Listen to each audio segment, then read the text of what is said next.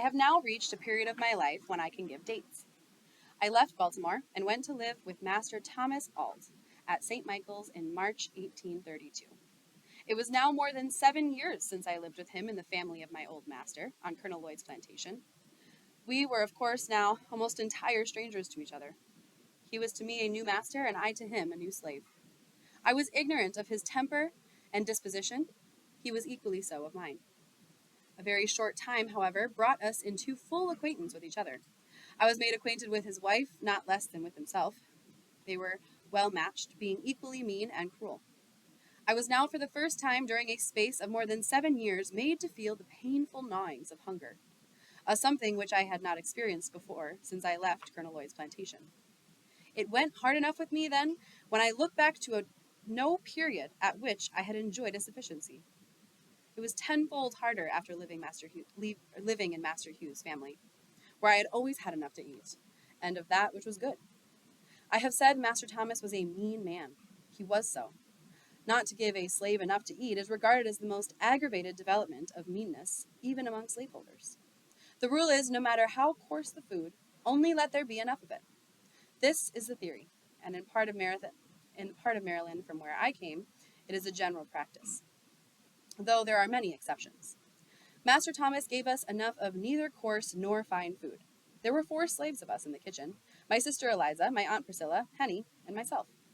We were allowed less than half a bushel of cornmeal per week, and very little else, either in the shape of meat or vegetables. It was not enough for us to subsist upon. We were therefore reduced to the wretched necessity of living at the expense of our neighbors. This we did by begging and stealing, whichever came handy in the time of need, the one being considered as legitimate as the other. A great many times have we poor creatures been nearly perishing with hunger, when food in abundance lay mouldering in the safe and smokehouse, and our pious mistress was aware of the fact, and yet that mistress and her husband would kneel every morning and pray that God would bless them in basket and store. Bad as all slaveholders are, we seldom meet one destitute of every element of character commanding respect. My master was one of this rare sort. I do not know of one single noble act ever performed by him. The leading trait in his character was meanness, and if there were any other element in this nature, it was made subject to this. He was mean, and like most other mean men, he lacked the ability to conceal his meanness. Captain Auld was not born a slaveholder. He had been a poor man, master of only a bakecraft. He came into possession of all of his slaves by marriage, and of all men, adopted slaveholders are the worst. He was cruel, but cowardly. He commanded without firmness. In the enforcement of his rules, he was at times rigid and at times lax. At times he spoke to his slaves with the firmness of Napoleon and the fury of a demon. At other times he might as well have been mistaken for an inquirer who had lost his way. He did nothing of himself. He might have passed for a lion but for his ears. In all things noble which he attempted, his own meanness shone most conspicuous. His heirs, words, and actions were the heirs, words, and actions of born slaveholders, and being assumed were awkward enough. He was not even a good imitator. He possessed all the disposition to deceive, but wanted the power. Having no resources within himself, he was compelled to be the copyist of many, and being such, he was forever the victim of inconsistency. And of consequence, he was an object of contempt, and was held as such even by his slaves. The luxury of having slaves of his own to wait upon him was something new and unprepared for. He was a slaveholder without the ability to hold slaves.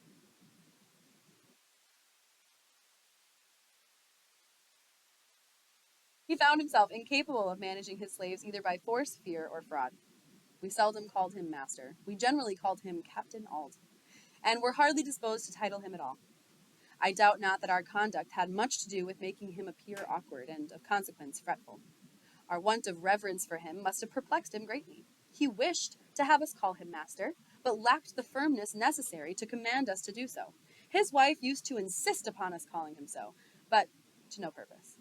In August 1832, my master attended a Methodist camp meeting held in Bayside, Talbot County, and there experienced religion. I indulged a faint hope that his conversion would lead him to emancipate his slaves, and that if he did not do this, it would at any rate make him more kind and humane. I was disappointed in both of these respects. It neither made him to be humane to his slaves nor to emancipate them. If it had any effect on his character, it made him more cruel and hateful in all of his ways. For I believe him to have been much worse man after his conversion than before.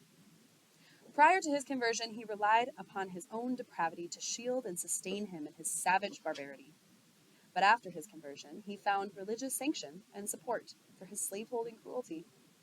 He made the greatest pretensions to piety. His house was the house of prayer. He prayed morning, noon, and night. He very soon distinguished himself among his brethren, and was soon made to be a class leader and exhorter. His activity in revivals was great, and he proved himself an instrument in the hands of the church in converting many souls. His house was the preacher's home. They used to take great pleasure in coming there to put up, for while he starved us, he stuffed them.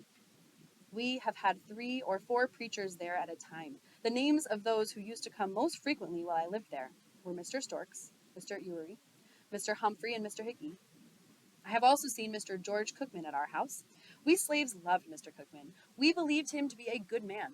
We thought him instrumental in getting Mr. Samuel Harrison, a very rich slaveholder, to emancipate his slaves, and by some means got the impression that he was laboring to effect the emancipation of all slaves. When he was at our house, we were sure to be called into to prayers. When the others were there, they were sometimes called in and sometimes not. Mr. Cookman took more notice of us than either of the other ministers. He could not come among us without betraying his sympathy for us, and, stupid as we were, we had the sagacity to see it. While I lived with my master in St. Michael's, there was a white young man, a Mr. Wilson, who proposed to keep a Sabbath school for the instruction of such slaves as might be disposed to learn to read the New Testament. We met but 3 times when Mr. West and Mr. Fairbanks, both class leaders, with many others, came upon us with sticks and other missiles, drove us off, and forbade us to meet again. Thus ended our little Sabbath school in the pious town of St. Michael's. I have said that my master found religious sanction for his cruelty. And as an example, I will state one of the many facts going to prove the charge. I have seen him tie up a lame young woman and whip her with a heavy cowskin upon her naked shoulders, causing the warm red blood to drip, and, in justification of the bloody deed, he would quote this passage of Scripture. He that knoweth his master's will, and doeth it not, shall be beaten with many stripes. Master would keep this lacerated young woman tied up in this horrid situation 4 or 5 hours at a time. I have known him to tie her up early in the morning and whip her before breakfast, leave her go to his store, return at dinner, and whip her again, cutting her in the places already made raw with his cruel lash. The secret of Master's cruelty towards Henny is found in the fact of her being almost helpless. When quite a child, she fell into the fire and burned herself horribly. Her hands were so burnt that she never got the use of them. She could do very little but bear heavy burdens. She was to Master a bill of expense, and he was a mean man. She was a constant offense to him. He seemed desirous of getting the poor girl out of existence. He gave her away once to his sister, but, being a poor gift, she was not disposed to keep her. Finally, my benevolent master, to use his own words, set her adrift to take care of herself. Here was a recently converted man, holding on upon the mother, and at the same time turning out her helpless child to starve and die. Master Thomas was one of the many pious slaveholders who hold slaves for the very charitable purpose of taking care of them. My master and myself had quite a number of differences. He found me unsuitable to his purpose. My city life, he said, had had a very pernicious effect on me. It had almost ruined me for every good purpose and fitted me for everything which was bad. One of my greatest faults was that of letting his horse run away and go down to his father-in-law's farm, which was about 5 miles from St. Michael's. I would then have to go after it. My reason for this kind of carelessness, or carefulness, was that I could always manage to get something to eat when I went there. Master William Hamilton, my master's father-in-law, always gave his slaves enough to eat. I never left there hungry, no matter how great the need of my speedy return. Master Thomas, at length, said he would stand it no longer. I had lived with him 9 months. During the time, he had given me a number of severe whippings, all to no good purpose. He resolved to put me out, as he said, to be broken. And for this purpose, he let me, for 1 year, to a man named Edward Covey. Mr. Covey was a poor man, a farm renter. He rented the place upon which he lived, as also the hands with which he tilled it. Mr. Covey had acquired a very high reputation for breaking young slaves, and this reputation was of immense value to him. It enabled him to get his farm tilled with much less expense to himself than he could have done without such a reputation. Some slaveholders thought it not much loss to allow Mr. Covey to have their slaves for 1 year, for the sake of the training to which they were subjected, without any other compensation. He could hire young help with great ease, in consequence of this reputation. Added to the natural good qualities of Mr. Covey, he was a professor of religion, a pious soul, a member and class leader in the Methodist Church. All of this added to his reputation as a slave breaker.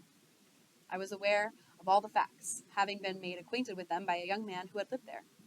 I nevertheless made the change gladly, for I was sure of getting enough to eat, which is not the smallest consideration to a hungry man.